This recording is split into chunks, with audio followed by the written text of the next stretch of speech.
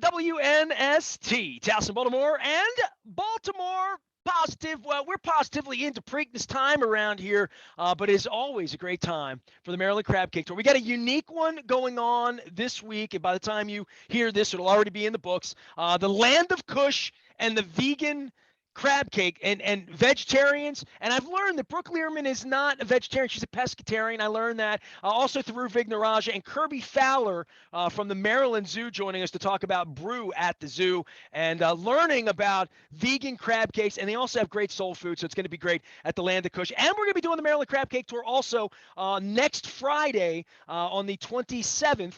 We're going to be at Nick's Grandstand Grill in Timonium. It's all brought to you by our friends at the Maryland Lottery in conjunction with our pals at Goodwill and our newest sponsor, Window Nation. John Martin joins us each and every week, and we talk a little sports wagering. We talk some lottery. We talk some springtime and all this stuff. I've been talking horse racing all week, John, and that was the original thing you could actually wager on, right? So the fact that I'm doing Nick's next week, it's a horse racing week around here. So how about that? We get one of those. It is very definitely Preakness week here in the state of Maryland. And it's also Racetrax promotion week. You know, we have a monitor game, which means that various retail locations, players watch on a TV monitor, basically a computer monitor, if you're more in with it today, the graphic presentation of a horse race. And during the Triple Crown, we always like to do a little promotion. So just call it our 6 for $5. You get $6 of value for $5. So you're able to wager on it. Players really have a lot of fun with it. And I got to tell you, if you walk by one of these things and just give it a passing glance, you will think you are watching an actual horse race. The graphics are incredibly realistic. Players have a lot of fun, and every once in a while, we get some big winners on those superfecta bets.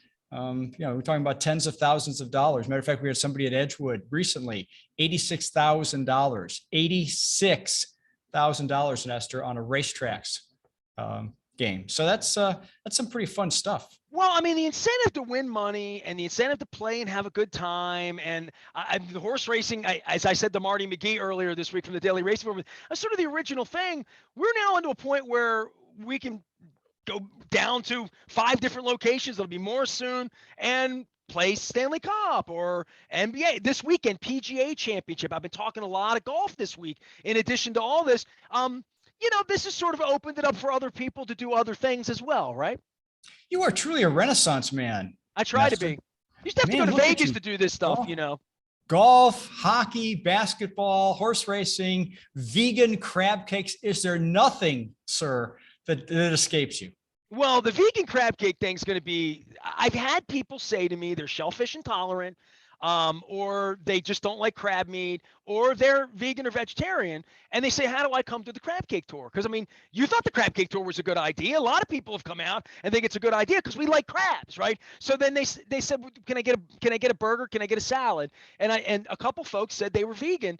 And they said to me, this place, Land of Kush, makes a great, and there's also at Gertrude's, at the BMA, which I'm going to get there too. They have a famous vegan crab cake. So I've never had a vegan crab cake. I'm going to present it. I'm going to talk about it. I love soul food. I like vegetables a lot. I like vegetables more than most people like vegetables. So there. Well, let me add this to your shopping list then, because while that's all well and good, I would submit to you, sir, that you have a small part of the population, my wife being one of them, who need to have a gluten-free option.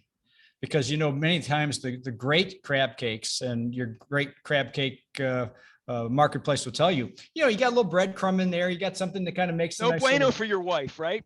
No. So when we're scouring menus, we're looking for places, and there are a few. Don't know that I found them at a level that I would repeat a visit, but there are some that are gluten-free crab cakes. So those are rare.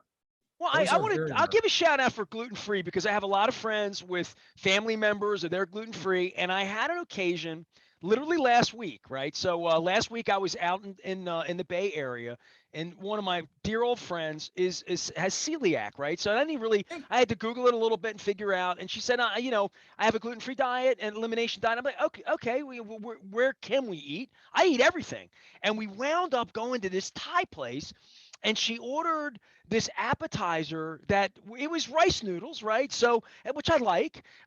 It was so delicious, right? So I'm going to be talking about that a little bit, Atlanta Kush too, because we can mix in. Like I've done a lot of more crab cakes. My friends are texting me. I'm driving from the Philadelphia airport to Salisbury. Is there a place? And I'm like, yeah, there's a place. So I've gotten a little wisdom on this, but you know, I'm trying to open my mind to a vegan crab cake, John. You know? Well, and when we open one's minds, we're open to new possibilities, like a lot of fun times here at the lottery. See what I did there, Nestor? I Kind of saw brought what it you right did. Well, around. tell me about some fun times at the lottery. This is You know what? it's your job and goal to talk about the lottery. That's why we're here. Let's do that. We had a great run last week, as you know, with our all-time multi-match jackpot winner, $5.1 million winner, an individual from Westminster. Has this person come forward then? Person has come forward, has claimed. Oh, that's news. You're making. I did not know that. Okay. Yes. So that is in the books. $5.1 million multi-match. So that it reset to $500,000, which is the base level, and it will hopefully slowly start to grow. To crawl and grow to those rarefied numbers again.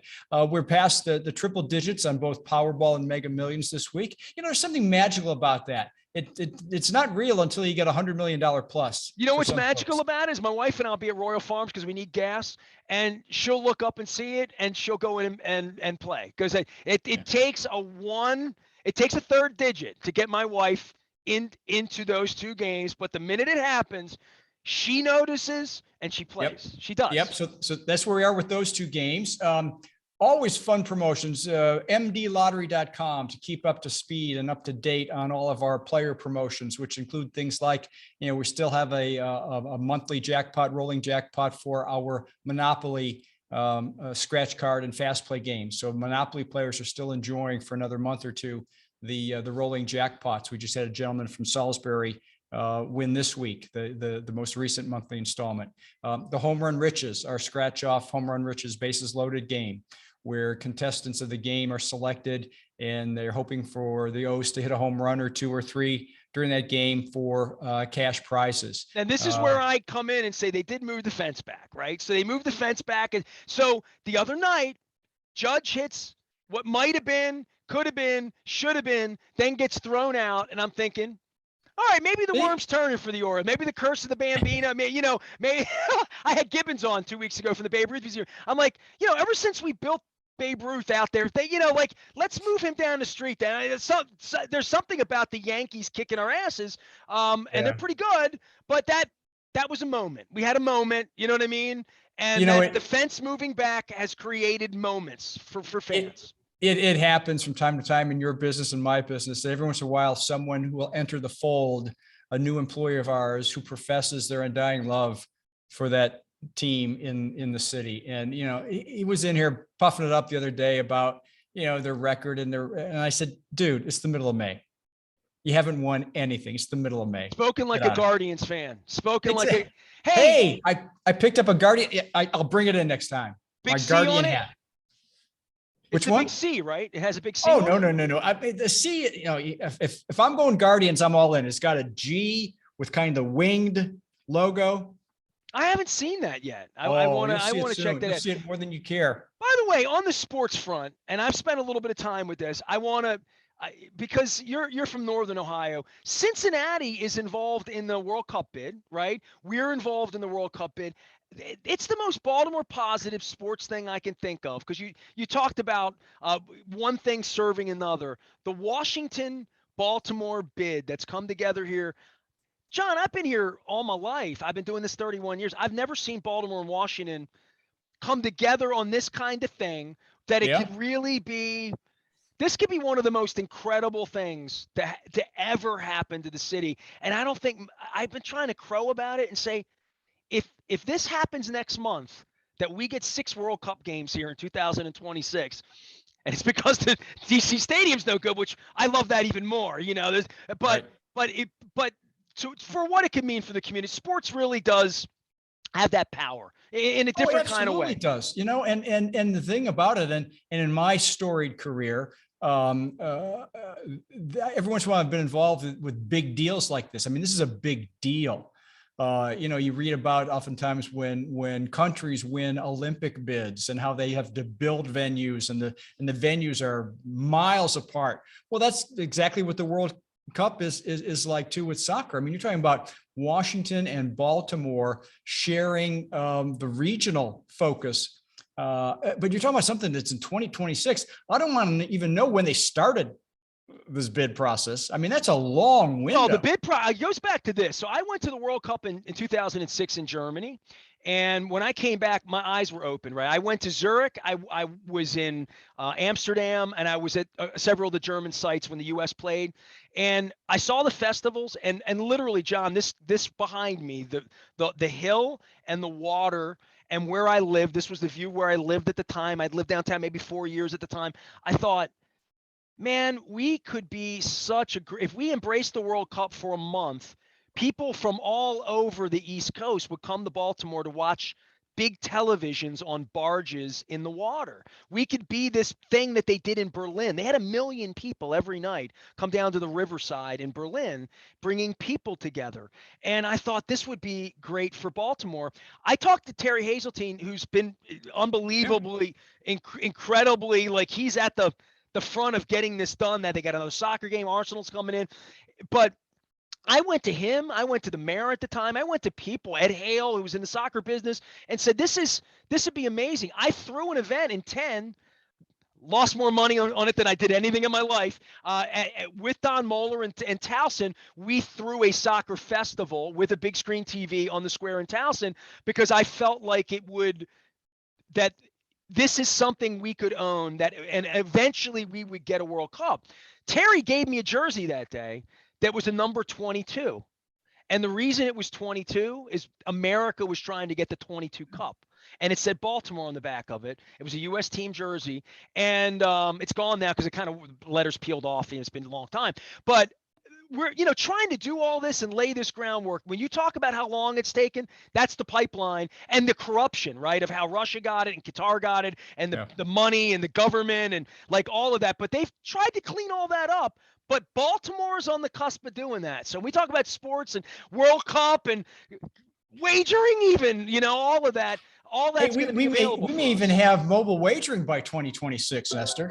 Well, we may have mobile wagering by the time the World Cup comes here at the end of the year, right?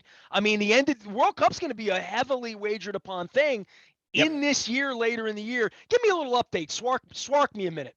Yeah. I wish I had an update. I mean, the essence of it is, as your viewers and listeners are painfully aware, is we are still stuck in kind of the middle here. We're still awaiting the industry analysis that is a requirement before SWARC can begin to put regulations in place and begin accepting applications for the remaining brick and mortar retail, up to 30 retail locations still to be added, as well as up to 60 mobile licenses. So until that process really gets through the SWARC commission, there's really not a lot we can do. And we continue to get ready. We continue to vet the applications we have in front of us. The 5 locations, the casinos up and running, those aren't static. They're dynamic. There are licenses that continue to need to be reviewed as employees come and go, as vendors and contractors come and go in these entities.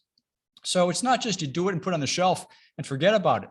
So it's not every year or two you come up. It's whenever we want to come in and see the books. Daily. I mean, you're really regulating that on a daily basis. So we've got those 5 well up and running. We've got the next 2 will probably be in the pipeline still, hopefully before the summer is out. We haven't even started the summer yet. We were hopeful to do it in the spring. I don't know that we're going to get either one of them up and running before, but that could still change. But it's really more on them. And that would be hopefully the Bingo World in Anne Arundel County, as well as the riverboat on the Potomac, down on the banks of the Potomac River. I'm getting a crab cake down there in August. There you go. You might be ready to go. But for mobile, But what can people? So the bricks and mortar happen first, right? And then the mobile will still sort of be behind a little bit. But well, we're mobile still, goal is January 1, sort of, kind of, or no? yeah. I mean, we're still working as to what the timeline is going to be in terms of, do they start at the same time, bricks and mortar and mobile? Does one lead the other? As we're seeing now with the reality is it's not so much when you start, it's when you end. We approved awarded licenses to 4 additional entities way back December, January.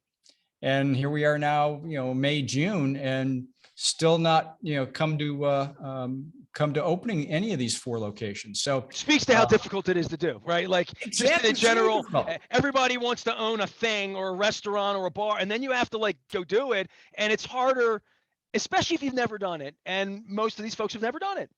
We had a great session here, when I say here, in Maryland Lottery and Gaming headquarters building back at the beginning, first week of May. Great session with a lot of industry leaders talking about, and it was targeted for people who think they want to get in the business. Small businesses, minority-owned businesses, women-owned businesses. Truly an information session, right? Literally. It was ideal. And for those people we talked about last time, we have a video of the 2-hour session on the SWARC website. We showed folks that last time we chatted, but I would encourage them to continue to go there if they need an update on that information. But that's really where we're at. We're hopefully going to be moving forward, and never fast enough for people. I'm constantly reminded by phone calls and emails that I get that we're not moving fast enough for them. But the process is long, and we would hope to get up and running before the end of the calendar year. That would be the plan. Should be a big weekend either way. I mean, we got big horse racing going on. I got golf going on. We got the sports is really vibrant and relevant again. And John, with masks on and COVID and all that, it does feel nice to have this race being run, to have some normalcy, to have baseball games going on. And I know we talked about events and getting out around town as well. John Martin, the Maryland Lottery. He is the director of all things around there, lottery and gaming. I have my Betty Boop scratch-off tickets. I'll be giving these away at the Land of Kush this week, and then next week at Nick's Grandstand Grill up in Timonium. It's all brought to you by the Maryland Lottery, as well as our friends at Goodwill and Window Nation. John, I appreciate you. I know your time's short here this week, and we'll check in again next week, and we'll get the multi-match back up soon.